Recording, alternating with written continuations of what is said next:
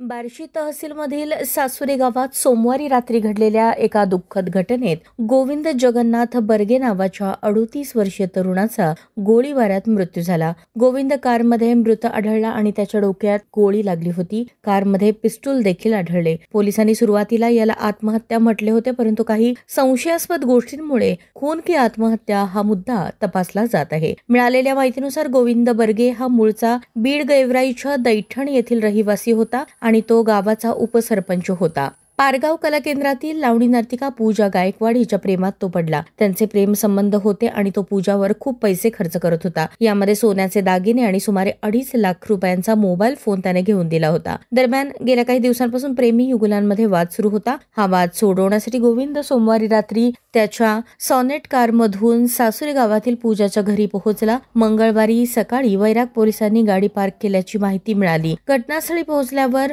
गोविंद गाडीत मृतावस्थेत आढळला. पोलिसांनी घटनास्थळी पंचनामा केला आहे आणि बार्शी उपविभागीय अधिकारी अशोक सायकर आणि वैराग पोलीस ठाण्याचे पोलीस निरीक्षक कुंदन गावडे यांच्या नेतृत्वाखालील पथक तपास करत आहे. ही आत्महत्या आहे की खून याचा तपास पोलीस करत आहेत. या घटनेने संपूर्ण परिसरात खळबळ उडाली आहे.